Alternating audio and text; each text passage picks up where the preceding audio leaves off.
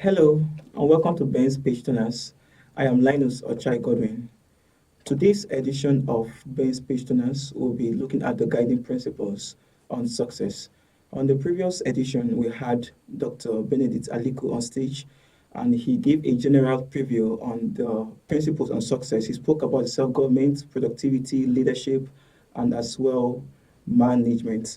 In today's episode, we'll be diving into self-government, and to do that with me today, I have Sir Dan Eden. You're welcome, sir. Thank you, It's good sir. to have you today. You're welcome. And also, by my left, we'll have Mr. Ezekiel Oguche. You're welcome, sir. Thank you, sir. It's good to have you on stage Thank you, today. All right, so back to the topic, self-government. So can you give us a general preview on the self-government and principle? And then also attempt to throw light on the phrase that says to stand. How does it connect to self-government and principle, or self-government as it's were? Generally, the self-government principles are 10 in numbers, and they range from things like motive, forgiveness, emotion, perimeter, and so on. Now, actually, the concept of self-government has to do with character. Okay. Now, the idea is if you are not able to govern yourself, you won't be able to govern others. That's right. And what you don't have, you can actually give it out. So in self-government, our major focus is on how you will be able to work on yourself. And that working on yourself gives you a position. And that's why I would say that the self-government has to do with standing. Standing. We have the one that has to do with who you are, like in leadership, what to do in productivity, and what to have. But in self-government, when you develop this character, it gives you a standing which you can launch out to do other things. Okay. Well, thank you, sir. So, in a way, if one is able to govern himself, it's more or less you've built a good foundation, and Great. then on that foundation you can stand. Great. Thank you, sir. The first principle, Mr. Ezekiel, says motives. The principle of motive. Here it's written, no one, regardless of how shrewd or well advanced he is, can stand against the truth. Can you throw more light on this principle of motive? This has really been one of my foundation, rather, I've get it earlier in life than when I come across it at the Okay. pace of time. Now, this principle, motive, I really used to think I should not have motive doing anything, just take instructions and go on. And I discovered for sure I must have motive. And at the pace of when we go through it, I discover during the lessons my motive can be right and can be wrong. Can be wrong. Yes. So and at the time, any instructions I receive to work on, I need to check the motive behind it to know whether it's right Or wrong. or wrong. Okay. So the motive behind whatever we do matters. Yes. Not really the action in itself. Not really. The So one actions. could take an action but with a wrong With a wrong motive. Yeah. So if you are taking an action with a wrong motive, perhaps you won't get a good reward Yes. for that action. Yes. So every action we take should be with Yes. the right motive. Thank you, sir. I wish we could go further into this, but I would have to go to the next principle. Sir, over to you, sir. The principle of temper. I know many times when we talk of temper, we see it from a negative perspective, but having gone through this principle, we see that temper could actually be a good thing. Here it is written that it is better to be slow-tempered than to be famous. Please, can you throw more light on this principle of temper? All right, thank you, Mr. Linus. Maybe from our previous approach, you will have seen the approach we use in studying this. Yeah. Of course, we do not use the lecture method or the other method. We use what we call the round table, where you will actually discover yourself. Now, I'd like to quote a portion of scripture that says, a man who does not have control over his spirit is like a city Without war. without a wall. Temper in emotion is a state of being, or mood is a state. Now, our temper, like we said, may not be negative or positive, depending on how you channel it. It's just like force in physics. Now, I used to share with people, for instance, if you fail an exam, now that time you use in complaining and crying, you can use that same time and energy in asking yourself, how or what can I do to better my That's my position. position. That's right. So the same way, instead of using my temper in a negative way, I can direct it like a force to achieve something positive. Because if I don't, I will still suffer at the end. So the ability to control my temper is in my hand. And then I can decide what to do with my temper, whether to work on it positively, to direct it in a negative way. Now, I'll give you an example too. I have explained to people over the years that when correcting a child, maybe for teachers, now you don't need to be angry before you do that, because if you are, you will injure the child. That's true. But if you control your temper, it will be easy to correct, because the essence of correction is not to spoil but to repair. So when a woman, when a father corrects a child in anger, something goes wrong. But when you're able to control your anger before disciplining that child, you will discover that you will achieve the desired result. So for me, our temper is what we can use in the direction of what we want to achieve. We could use it in the direction on what we want to achieve. I think from all we have said so far, on this self-government principle, it's more or less your ability to govern yourself. Sure. Talk about temper. You need to have the ability to govern your temper. That's what makes it positive or negative. Yeah. The temper in itself, it's moral. neutral. So when you're able to govern yourself, then you can channel it into a positive use. Thank you, sir. Let's move quickly to the next principle, the self-government principle of restraint. I actually enjoyed this principle when I underwent the. I do too. Yeah, it's a nice one. It says self-control means controlling the tongue. A quick response can ruin everything. It can ruin everything. So please throw more light on this restraint. On restraint, for me, a simple way to explain how good he has been for me. I started driving from an early life, and I discover I was among those that no matter any wrong thing, it becomes a kind of a normal thing for every driver to throw back insults I back. can Whatever you do, imagine. you throw the insult back. No matter Yeah. thing, you act back. And I happen to be that kind of person that I also act. If you give me anything, I will You give bring it it. back. I give it to you back. I won't hesitate. But when I come across it and I discover restraining is more of holding back.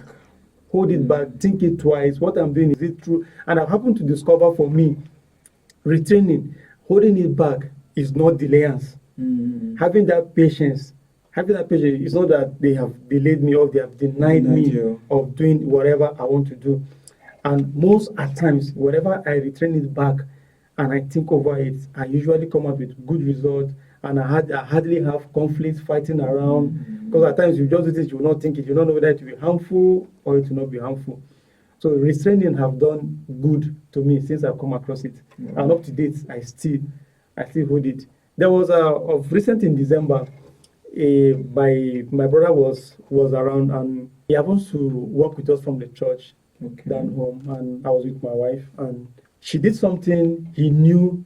If na Ezekiel, you don't hit or you don't beat, you don't fight, and I didn't do anything. Wow. I just laughed over it, and we went home. The moment we just got home, he just called me back and said, "Come, this way your wife do that time. You know here and there I be, see him." So I just laughed, and I told him it's not everything you react to. That's right. Some things you just look at it, weigh it, and let go. And he just looked at it and said, am I sure? Am I the one? I know he was telling me his own experience. That the moment he just saw that act, he was thinking, hey, everything don't finish that day. And all of a sudden, he went as if nothing happened. Wow. All this is as a result of undergoing this restraint. Yes, I can assure you, viewers, you can't go through this course and then remain the same. There are a lot of testimonies as a result of undergoing this course. So this is more or less an advice to us. Please, this course is very rich. As we've just started, as time goes on, you will begin to see more benefits on why you should undergo this course. So if you're interested, there will be a link where you would follow to register for this course. So let's move quickly to the next principle. It says the self-government principle of patience. Patience. No, patience is a virtue. It's a virtue, and it's more or less in this generation. We are in a generation where people are no longer patient. Yes, We want things quick and we want it now. Here it says, be patient and you will finally win. For a soft tongue can break hard bones. We don't want to hear stuff like this. We just want quick. So please throw more light on this, on patience. Yeah, like you said, it's something I discussed today, especially among young people. We are lacking patience. Patience. In marriages, people no longer want to wait. And don't forget again, we're talking about the self-government principle. Yeah. Now, it is an ability to govern yourself. Like we talk about restraint, to delay. Now, you'll notice that some years back, there was this form of scam where somebody want to scam you and there's this urgency. You have to do it now. Go home, bring the money, go home, bring this. Now, if a man is patient, he will take time. He will want to ask somebody, this is what is happening. What do you think? What do you think?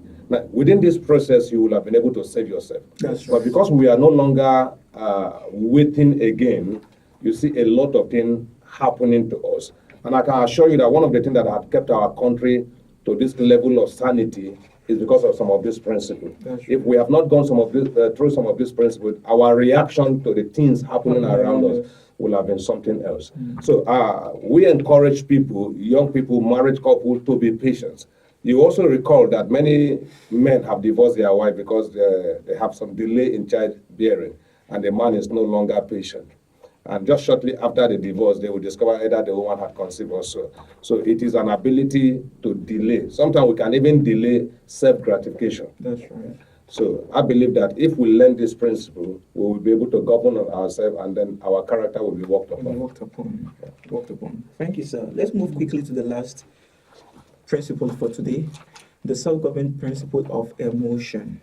So easy. It says, if you rule your spirit, you are greater than someone that leads a city.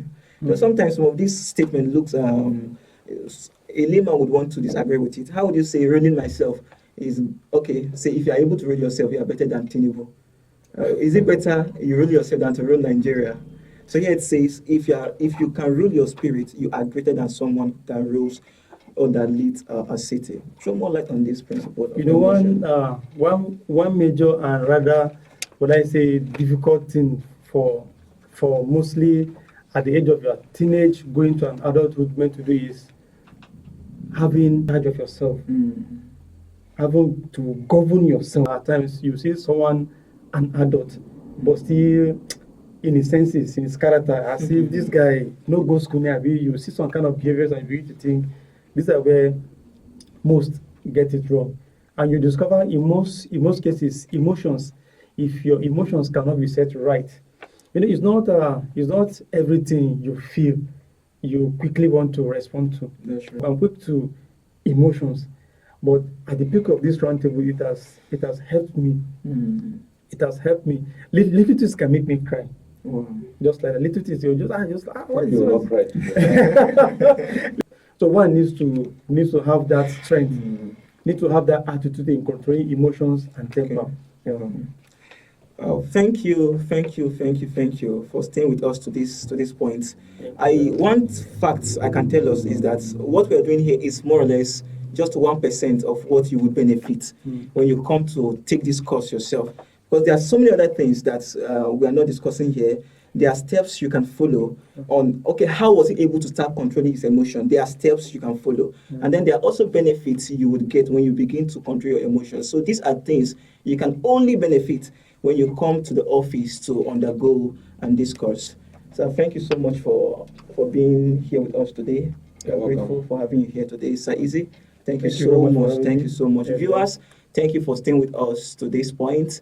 Until we meet again on the next episode on Ben's Page Turners, I remain Linus Godwin. Thank you.